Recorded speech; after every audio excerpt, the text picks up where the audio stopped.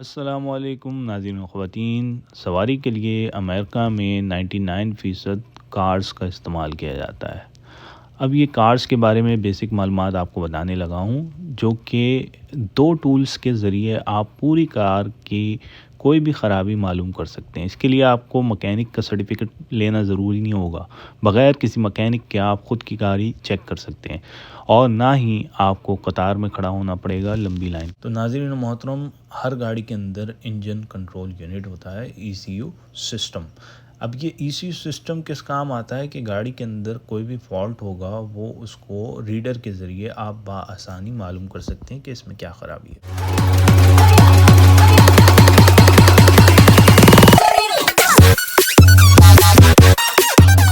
अस्सलामुअलैकुम नाज़रीन, मैं हूं आपका होस्ट सिकंदर अली और आप देख रहे हैं कार रीडर मिस्ट्री। और आज मैं आपको बताने जा रहा हूं ECU सिस्टम के बारे में, इलेक्ट्रॉनिक कंट्रोल यूनिट ECU।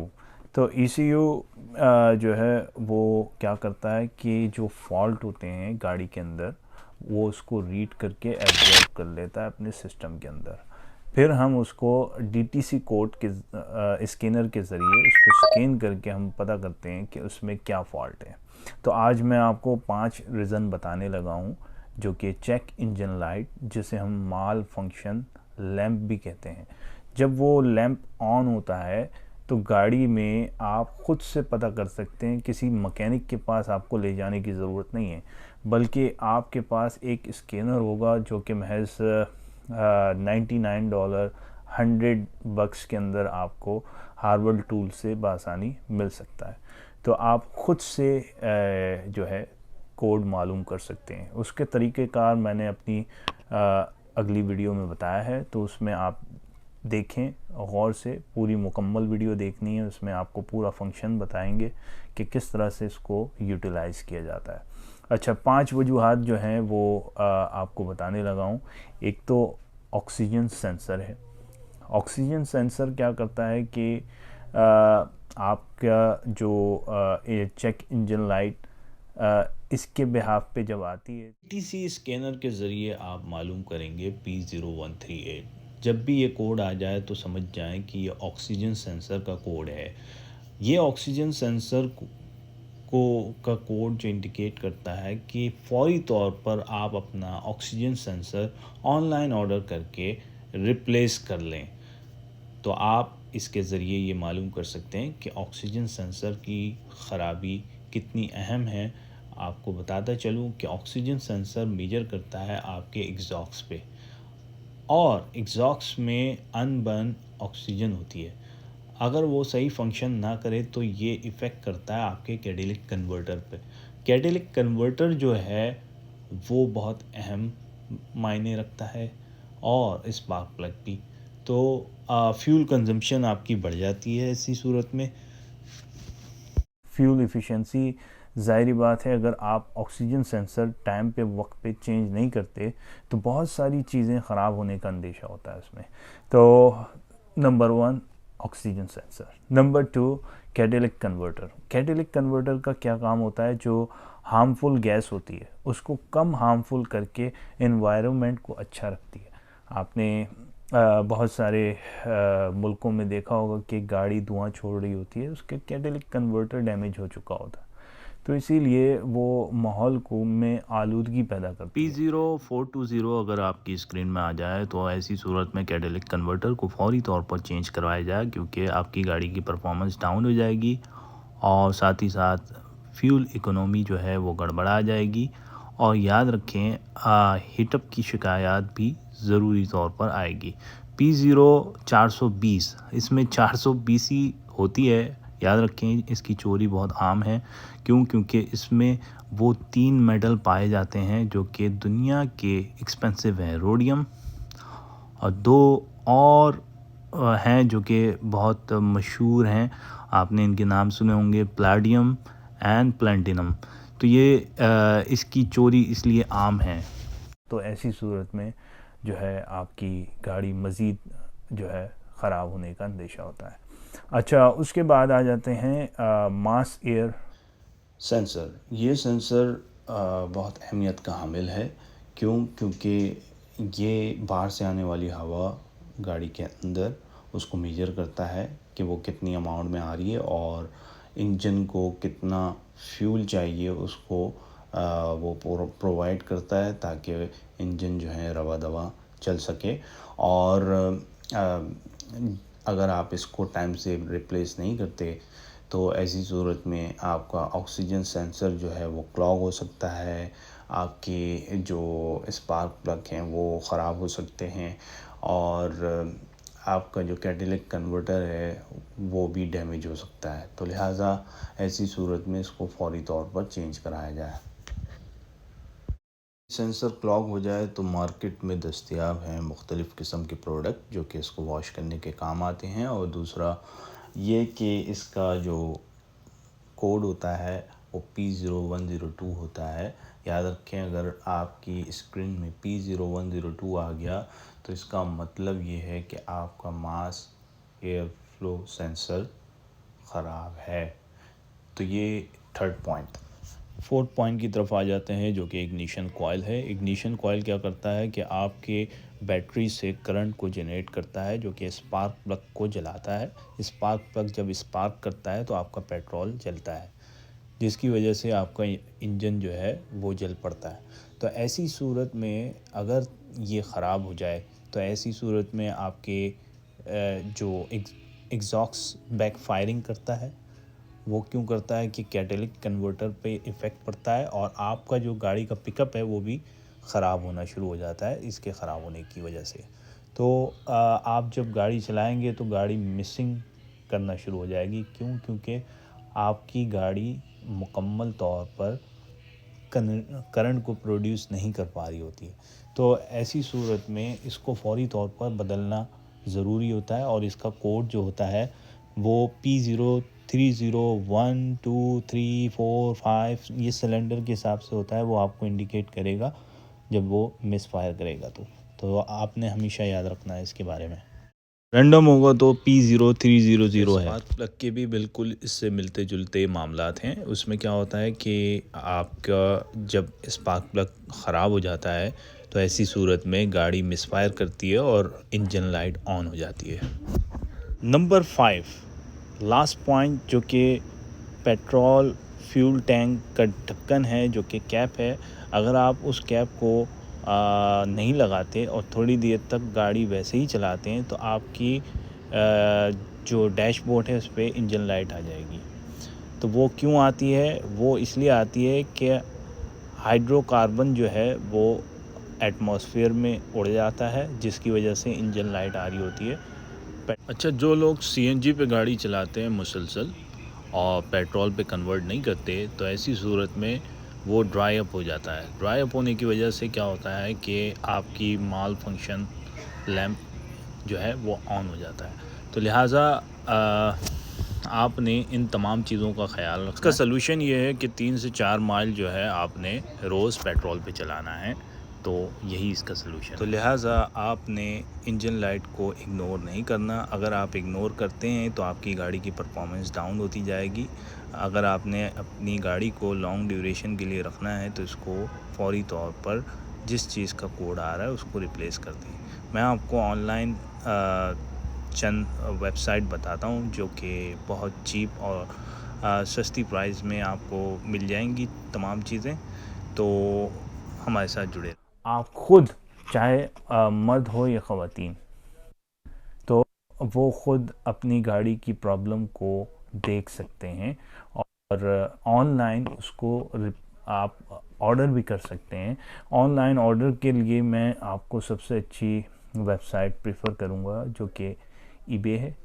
अभी हालिया में मैंने एक चीज़ जो $150 की मैंने दुकान से परचेज़ की, वही चीज़ बिल्कुल मैंने ऑर्डर की ऑनलाइन eBay से महज $20 की। तो आप एक तो ऑनलाइन ऑर्डर करें और ऑनलाइन ऑर्डर करने से पहले आप कंफर्म कर लें कि कोड कौन सा आ रहा है और क्या चीज़ आपको मंगवानी है। तो उस कोड के बारे में आप देखें वेबसाइट पे और उस चीज़ को आप ऑर्डर करें। ऑर्डर करने के बाद इसको इंस्टॉल कर लें और इंस्टॉल करने के लिए हमारा चैनल आपको बताएगा कि किस तरह से कौन सी चीज़ कैसे इंस्टॉल की जाती है। ये वो OBD स्कैनर है जिसके ज़रिए आप तमाम कोड मालूम करेंगे बआसानी, और इसे आप हार्बल टूल से परचेज़ कर सकते हैं जो कि $100 के अंदर आपको मिल जाएगा। तो नाज़रीन और ख़वातीन, आज हम आपको बताने जा रहे हैं कि DTC कोड किस तरह से चेक करते हैं इंजन में या गाड़ी में क्या ख़राबी है। तो इसके ज़रिए हमें कोड मालूम पता चलता है और उस कोड को आप सर्च करके पता कर सकते हैं कि गाड़ी में क्या प्रॉब्लम है। तो सबसे पहले हम क्या करेंगे कि गाड़ी को स्टार्ट नहीं करना है, हमने इसको जो है इग्निशन इसका ऑन करना है ताकि आपका इंजन जो है वो ऑन हो जाए। मतलब ये कि आपने इंजन स्टार्ट नहीं करना, जस्ट इंजन को ऑन रखना है इग्निशन के ज़रिए। आप देखें ये सारी लाइटें आ रही हैं, तो इसका मतलब ये कि ये इग्निशन पे है लेकिन इंजन स्टार्ट नहीं किया हमने। थोड़ा और घुमाएंगे तो ये इंजन स्टार्ट हो जाएगा। तो हमने क्या करना है, सबसे पहले ये केबल लेनी है, केबल को इंसर्ट करना है यहाँ पे। किसी का यहाँ बना होता है, किसी का वहाँ की तरफ बना हुआ होता है। तो मर्सिडीज़ का हम चेक कर रहे हैं DTC कोड कि इसमें क्या ख़राबी है। तो ये आपको बताएगा, यहाँ से आपने जो है वो इंसर्ट करना है। ये इंसर्ट होगा तो इसकी ये लाइटें जलना शुरू हो जाएंगी, ये देखें। तो इंसर्ट होने के बाद ये लाइटें जलती हैं, फिर उसके बाद जो है इस तरह से ऑन हो जाता है। और याद रखें इसमें से हार्मफुल गैसेस आती हैं, तो आपने शीशा मिरर ऑन रखना है, अपने आप को बाहर रखना है ताकि जब आप चेक करें तो आपकी जो कार्बन मोनोऑक्साइड गैस निकलती है वो बड़ी नुकसानदेह होती है। देखिए ये कोड बता रहा है कि इसमें एक ही कोड आया हुआ है, वो पेंडिंग में है, और वो है केम शाफ्ट पोजीशन सेंसर A। तो इस P0341 इसको हम चेक करेंगे और इसको हमने सर्च करना है ऑनलाइन। ये देखें ये सारे ये जो रेड लाइन आ रही है ना, रेड मार्क, ये काफ़ी दिनों से चली नहीं है गाड़ी, इस वजह से भी आता है। जब हम चलाते हैं तो ये सारे ग्रीन हो जाते हैं। और ये जो नीचे जो कोड आ रहा है उसी का मसला आता है, ऊपर वो रेड लाइट से इंडिकेट कर देता है। आपकी इंस्पेक्शन में इतना प्रॉब्लम नहीं होता। इंस्पेक्शन यानी कि जो गाड़ी बाहर से बिल्कुल ओके हो, और इंजन वाइज जो देखा जाता है वो इग्निशन में देखा जाता है। तो इंजन वाइज अगर आपको देखना है तो वो ये आपके काम आएगा, और उसके ज़रिए आप बिल्कुल DTC कोड मालूम कर सकते हैं। जब तक ये क्लियर नहीं होगा तब तक आपकी मिशन पास नहीं होगी। तो लिहाजा इसको क्लियर करना ज़रूरी होता है। लेकिन हाँ, अगर एक ही कोड आया हुआ है तो आपकी इंस्पेक्शन पास हो जाएगी। तो उसका एक तरीक़ेकार होता है, वो आने वाली वीडियो में आपको बताएंगे। तो ये क्या, आई होप ये वीडियो आपको पसंद आई होगी कि किस तरह से हमने DTC कोड मालूम करना होता है। तो ये कितने का मिलता है आए आपको बताता हूँ, और कहाँ से मिलता है, वीडियो से जुड़े हैं जनाब। ये देखें ये केम शाफ्ट पोजीशन सेंसर है, और ये हमने ऑनलाइन मंगवाया है जिसकी कीमत महज $20 है। और जब मैंने ये ख़रीदा था एडवांस ऑटो से तो ये $156 का मुझे ये पड़ा था, और जो कि बहुत महंगी प्राइस इसकी मुझे पड़ी। तो मैं प्रेफर करूँगा कि आप ऑनलाइन मंगवाइए eBay से, ताकि आपको सस्ते से सस्ता सामान मिल सके। तो आए इसको हम इंस्टॉल कैसे करेंगे देखते हैं। जैसे कि आपने देखा इसमें एक कोड आया था P0341। तो P0341 क्या होता है, ये होता है पोजीशन सेंसर, केम शाफ्ट पोजीशन सेंसर। तो ये मर्सिडीज़ 1997 है और जो कि बेंज हैं। तो इसका जो पोजीशन सेंसर होता है केम शाफ्ट, वो यहाँ होता है, यहाँ मौजूद होता है। तो आप देख सकते हैं इसको हमें रिमूव करना है। तो रिमूव करने के लिए जो हमें टूल्स चाहिए वो ये मौजूद है हमारे पास। एक तो ये जब आप इस्तेमाल करेंगे तो ये देखें ये इससे टकरा रहा है। जब आप इसको इंसर्ट करने की कोशिश करेंगे तो ये नहीं आएगा। इसके लिए फिर आपको ये पूरा खोलना पड़ेगा, बजाय इसके कि आप ऐसा टूल्स इस्तेमाल करें इसको खोलने के लिए कि आप बासानी इसको ये टकरा ना सके और ये आपका काम भी हो सके। ये देखें ये बासानी लग गया यहाँ पर। और ये जो आपने इस्तेमाल करना है वो याद रखें कि वो आपने जो इस्तेमाल करना है वो है 330 इस पे लगता है, इस नट पे। और ये नट आप देख सकते हैं यहाँ पे आपको दिख रहा होगा, थोड़ा सा ख़राब भी हो गया है।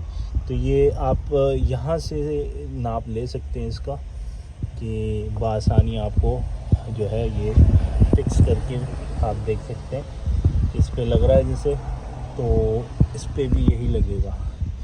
तो ये रेंज जो है आपका वो इस्तेमाल नहीं हो पाएगा, वो इसलिए कि इसका साइज़ जो है वो बड़ा है।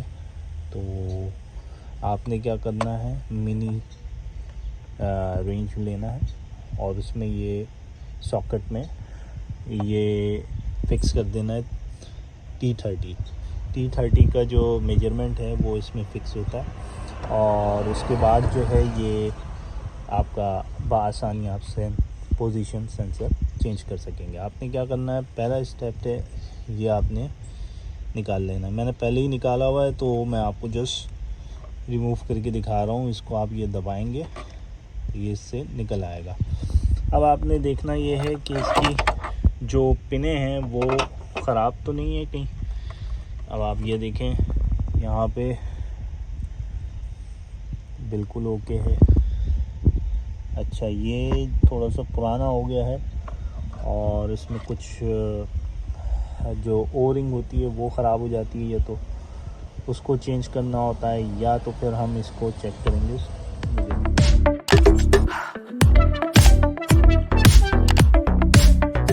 तो नाज़रीन आपने प्रैक्टिकली देखा कि किस तरह से ये जो टूल्स हैं वो हमारे गाड़ी के लिए कितने इम्पॉर्टेंट हैं। और ये हर आम बंदा चाहे वो मैकेनिक हो या ना हो वो अपने साथ इसको कैरी कर सकता है और अपनी गाड़ी की प्रॉब्लम ख़ुद से चेक कर सकता है। तो प्रैक्टिकली आपको दिखाया जैसे। तो आई होप ये वीडियो आपको बहुत पसंद आई होगी। अपना ख्याल रखें, दुआओं में याद रखें। अल्लाह हाफ़िज़।